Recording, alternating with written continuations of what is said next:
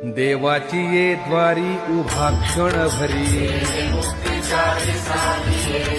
हरी मुखे म्हणा हरी मुखे म्हणा असोनी संसारी जीवा वेगू करी ज्ञानदेव म्हणे व्यासाची खुणा हरिमुखे म्हणा हरिमुखे म्हणा चहुवेद जाण साही शास्त्री कारण